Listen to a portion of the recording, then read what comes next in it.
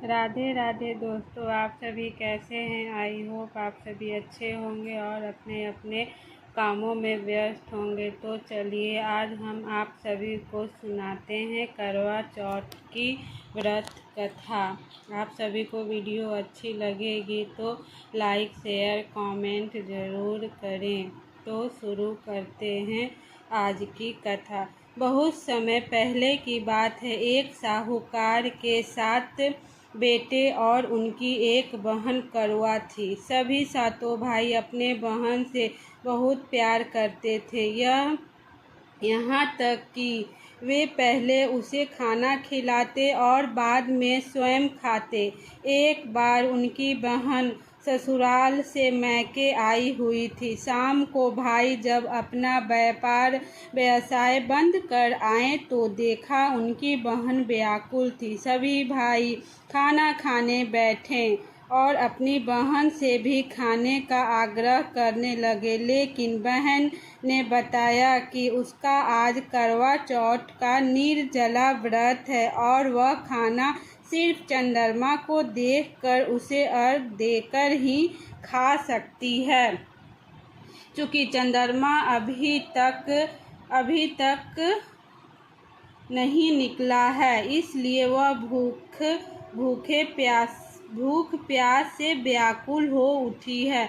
सबसे छोटे भाई को अपनी बहन की हालत देखी नहीं जाती और वह दूर पीपल के पेड़ पर एक दीपक जलाकर चलनी की ओट में रख देता है। दूर से देखने पर वह ऐसा प्रतीत होता है कि जैसे चतुर्थी का चांद उदित हो रहा हो। इसके बाद भाई अपने बहन को बताता है कि चांद निकल आया है, तुम उसे अर्घ देने के बाद भोजन कर सकती हो। बहन खुशी के मारे सीढ़ियों पर चढ़कर चांद को देखती है, उसे अर्घ देकर खाना खाने बैठ जाती है। वह पहला टुकड़ा मुंह में डालती है तो उसे छींक आ जाती है, दूसरा टुकड़ा डालती है तो उसे बाल निकल आता है और जैसे ही तीसरा टुकड़ा मुंह में डालने की कोशिश करती है तो उसके पति की मृत्यु का समाचार उसे मिलता है। वह बौखला जाती है, उसकी भाभी को सच्चाई से अवगत कराती है कि उसके साथ ऐसा क्यों हुआ। करवा चौथ का व्रत गलत तरीके से टूटने के कारण देवता उससे नाराज हो गए हैं और उन्होंने ऐसा किया। सच्चाई जानने के बाद करवा निश्चय करती है कि वह अपने पति का अंतिम संस्कार नहीं होने देगी और अपने सतीत्व से उन्हें पुनर्जीवित दिलाकर रहेगी। वह पूरे 1 साल तक अपने पति के शव के पास बैठी रहती, उसकी देखभाल करती और उसके ऊपर उगने वाली सुई नुमा घास को वह एकत्रित करती जाती है। 1 साल बाद फिर करवा चौथ का दिन आता है। उसकी सभी भाभियाँ करवा चौथ का व्रत रखती है। जब भाभियाँ उससे आशीर्वाद लेने आती हैं, वह प्रत्येक भाभी से यम सुई ले लो, पी हुई दे दो, मुझे भी अपनी जैसी सुहागिन बना दो, ऐसा आग्रह करती है। लेकिन हर बार भाभी उसे अगली भाभी से आग्रह करने का कह चली जाती है। इस प्रकार जब छठे नंबर की भाभी आती है तो करवा उससे भी यही बात दोहराती है। यह भाभी उससे बताती है कि चूँकि सबसे छोटी भाभी की वजह से उसका व्रत टूटा था, अतः उसकी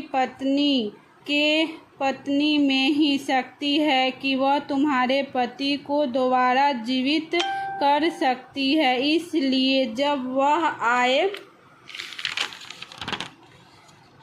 आए तो तुम उसे पकड़ लेना और जब तक वह तुम्हारे पति को जिंदा न कर दे उसे नहीं छोड़ना। ऐसा कहकर वह चली जाती है। उस सबसे अंत में छोटी भाभी आती है। कड़वा उनसे भी सुहागिन बनने का आग्रह करती है, लेकिन वह टालमटोल करने लगती है। इसे देख कड़वा उन्हें जोर से पकड़ लेती है और अपने सुहाग को जिंदा करने के लिए कहती है। भाभी उससे छुड़ाने के लिए नोचती है, खसोटती है, लेकिन कड़वा नहीं छोड़ती है।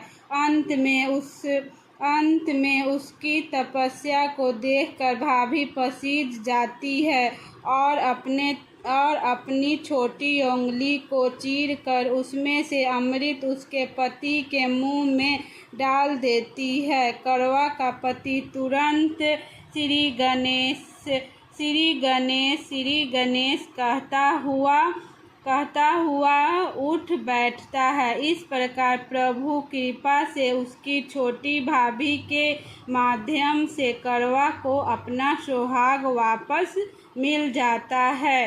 हे श्री गणेश, माँ गौरी, जिस प्रकार कड़वा को चिर सुहागन का वरदान आपसे मिला है, वैसे ही सब सुहागिन को मिले। जय कड़वा माता।